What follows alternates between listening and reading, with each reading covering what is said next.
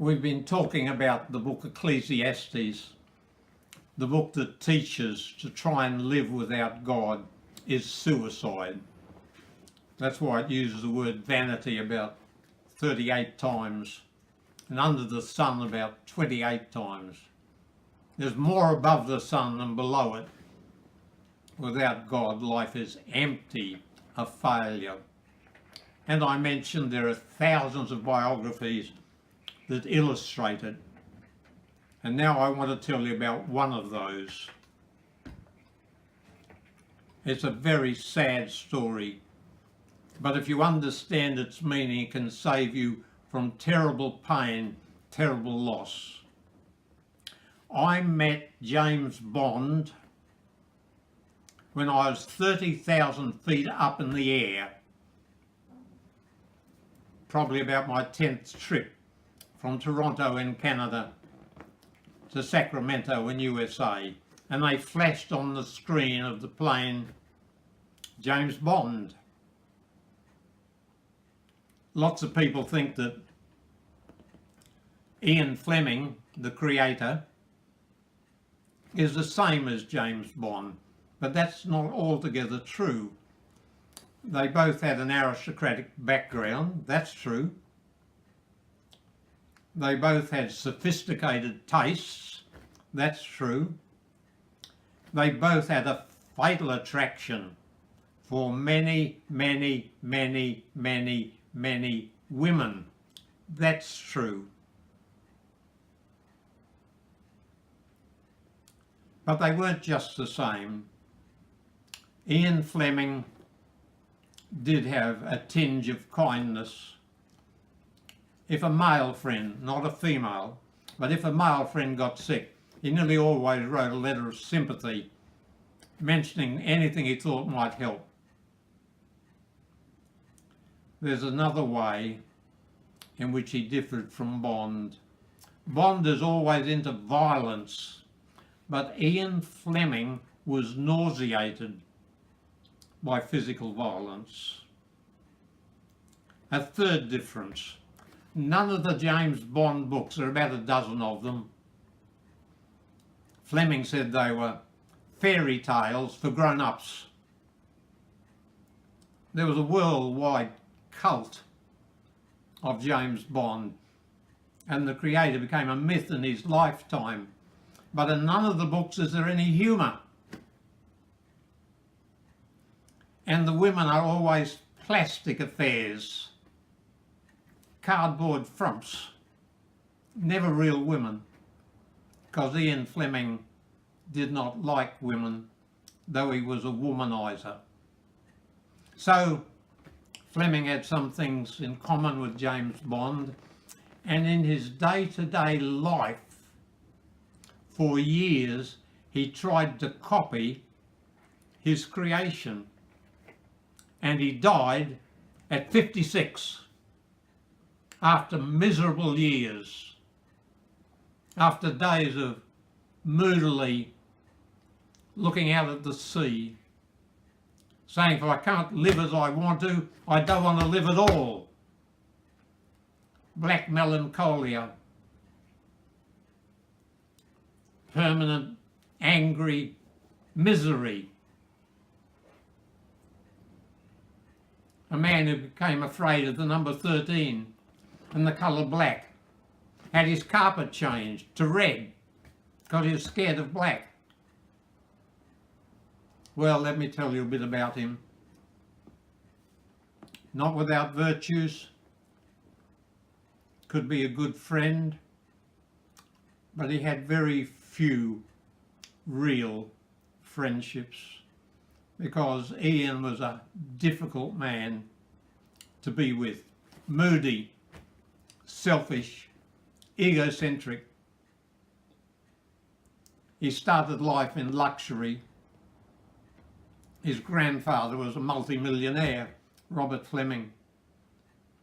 Travelled to America about 120 times.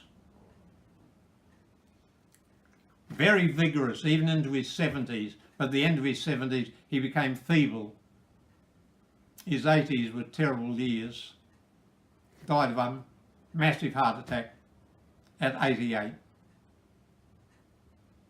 His sons inherited his wealth, and one of the sons was Ian Fleming's father, who was a wonderfully good man. No one ever says anything bad about the father of Ian Fleming. Perhaps one thing, he's been accused of spoiling Ian. Why? Because his wife spoilt the older boy and thought there was not much good in Ian. So the father has been accused of spoiling him. He certainly didn't intend to. He was a very, very good man. But he died in 1917. Became a major in the army. And when there was a terrible, terrible cataract of weapons from Germany, German soldiers in France, he died at 17. And so his 4 sons had a dead hero for a father. The mother was very beautiful, but very insistent on her own way. And she seemed to take easily to widowhood. There was a lot of theatricality with Eve, who once had been Eve Rose. And she used her husband's death as a weapon against the disobedience of any of the 4 boys. She claimed to have nocturnal visions where her husband said, now the boys must not smoke, or they must not do this, or they must not do that. So the boys grew up with the father being used as a rod to chastise them or to correct them. Eve was not a woman of great morality. At one time when the boys were away, she fell in love with a man and became pregnant, sacked all her employees, said she's going away to travel, was away for a year, came back holding a baby which she said she'd adopted. Of course, she hadn't adopted it. It was a result of her illicit intercourse with a man who was not her husband. But Eve was very beautiful and very capable. So Ian Fleming grew up in luxury, but he was a very strange boy. Things that appealed to other members of the family, like when they shifted home, didn't appeal to Ian. His view of a horse was it was dangerous both ends and uncomfortable in the middle. And he hated dogs. And at the age of 5 he was carried screaming from the dining room because he was envious of his brother who'd been taken to Switzerland for medical treatment. He grew up selfish, egocentric, and his views of life were like the views of Ecclesiastes. He said life is mud and cream. The mud is everyday experience with its disappointments. The cream is when you get into a plane in any of the capitals of the world and off you go. Once when he's having breakfast of scrambled eggs and coffee, he said to a visitor, the only 2 things in the world that never let you down. Strange thing to say. He spoke about the inevitable disappointment at the heart of all things. He was not a happy man. Before his death, 40 million copies of the James Bond book had been sold. But the great influx of sales came after his death until 100 million were sold. Before his death, a friend said to him, Ian, as long as I've known you, you've always wanted wealth and fame. Now you've got both. Are you enjoying them? And Ian's face fell. and he looked very miserable. After a while he said, well, it was all right to start with. People recognised you in cafes. But now, old boy, it's ashes. Just ashes. He looked moodily at the nearby grass field. He said, the whole silly business is boring. He had a very adventurous life. His dealings with the other sex were horrendous. I have 3 biographies of Ian Fleming. One of them I regard as very poor. The 2 that are good is the one by Pearson, The Life of Fleming, and one here by Andrew Lycett. These books are excellent. I want to read you Pearson, who travelled 100,000 miles before he wrote this and interviewed about 150 people. I want to read you what he wrote about Fleming and women. I'm reading from page 30.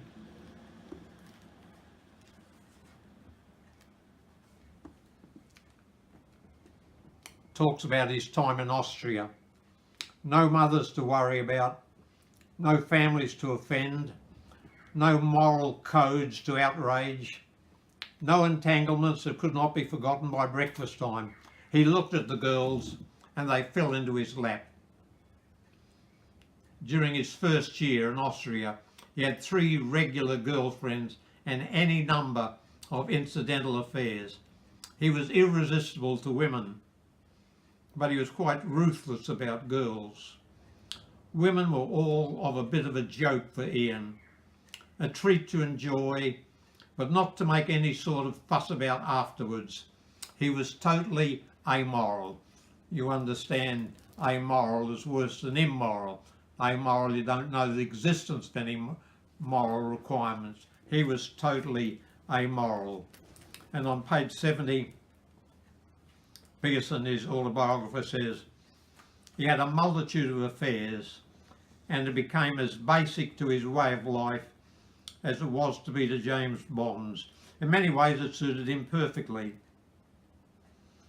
By refusing to accept that a mistress could also have a mind, he remained safe from love and all its uncomfortable complexities, and safe from being found out. He could maintain his mystery. His fear of women went beyond this. He took elaborate steps to make sure that no sexual relationship ever developed to the point where he ever had to give anything of himself away. In order to achieve this, he resolutely refused to recognise his woman as full and independent human beings. Jealousy never troubled him. He felt justified in being as ruthless or as cynical as the occasion demanded. All his heroines remain the same tedious, two-dimensional cardboard creatures. He never gives the impression that his long succession of affairs ever gave him any great happiness. Quite the contrary. So he was a womanizer who had no respect for women. He had constant arguments with his mother till she almost decided to send him away from European culture to Australia on a one-way ticket.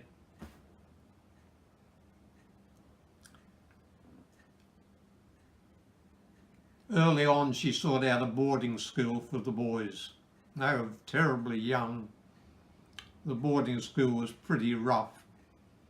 But there he was read to by the head mistress the stories of Bulldog Drummond by Sapper. And he always said that Bulldog Drummond was the predecessor of James Bond. But when he went to Eton, he became very proficient in languages. He was brilliant. learned German, French, Russian. His whole life revolved around money and sex and books. At Eton he learned to read Kafka, all the great names, including the English great names, Shakespeare, Swift, Tennyson, so on. At Eton he was their prize athlete. He was physically very strong. Don't forget that. His father was very strong physically. He inherited it. At Eton he was the top athlete, top viewed over generations. He was superb, particularly a track athlete.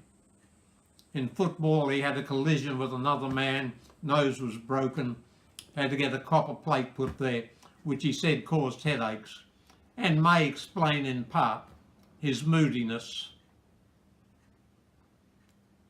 After Eton he went to Austria for a little change, because at Eton he left under a cloud. You weren't allowed to have cars at Eton, but he had one in the village. And he'd go to London whenever he could get away, but he was caught climbing back at night. So he left Eton under a cloud. Went to Austria, where there was a unique sort of school. Hermann Dennis was its principal, who'd been a diplomat and a spy, and he was a Christian. Very interested in the psychological teachings of Adler, who opposed Freud. And he thought he found in Ian many fulfillments of the theories of the Austrian psychologist Adler.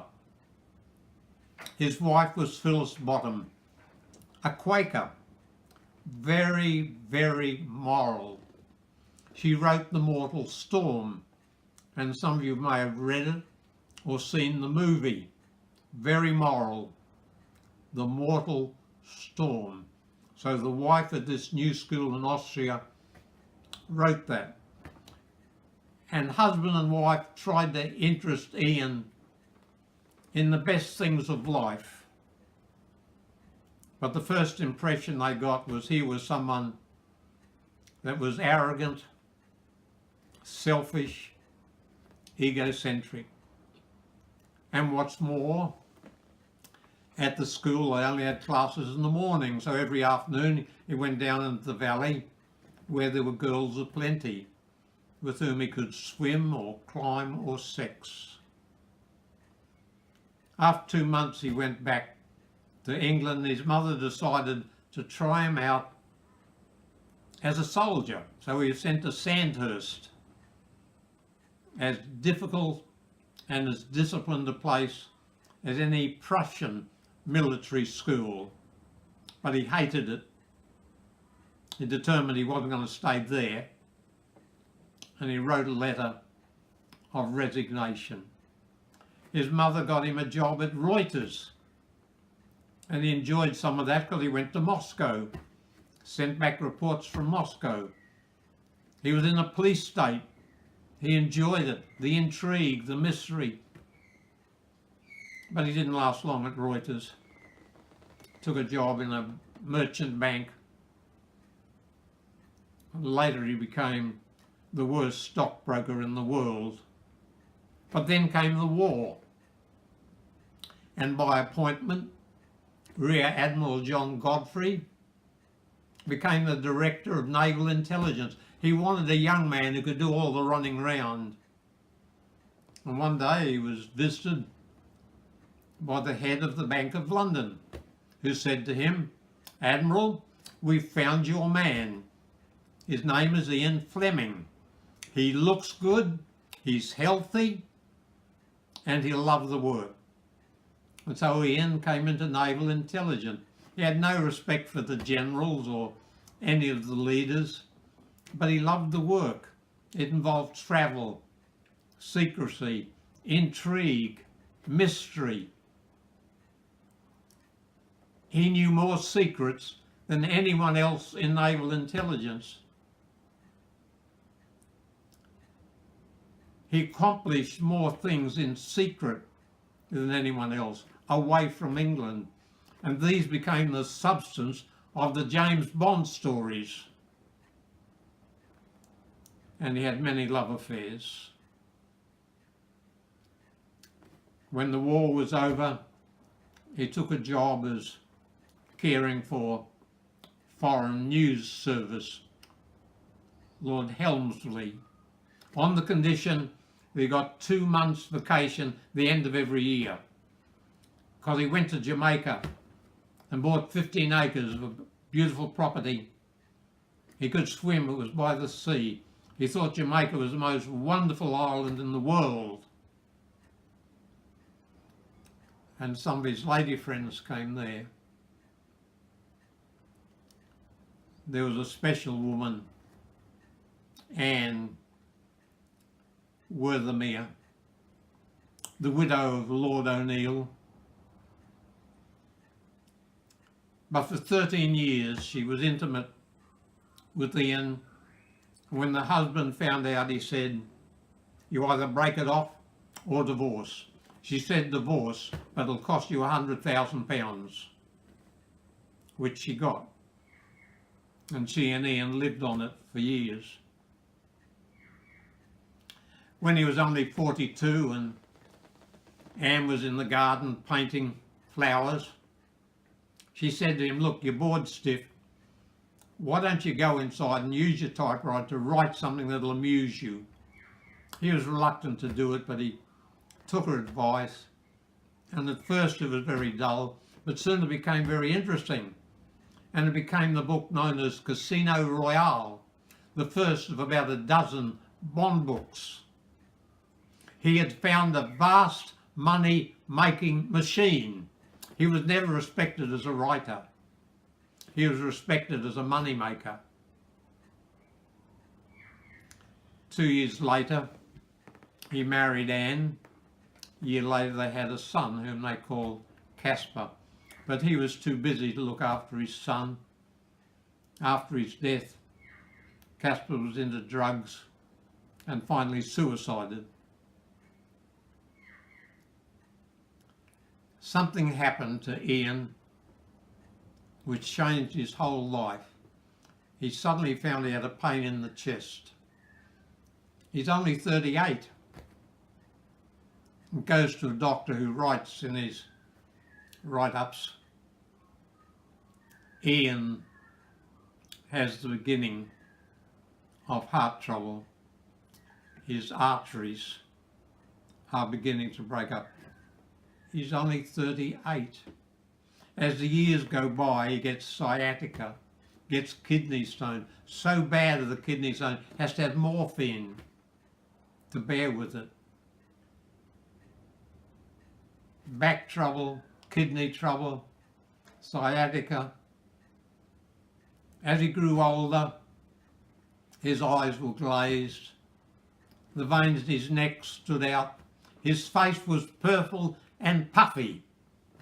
At 52, he had a massive heart attack.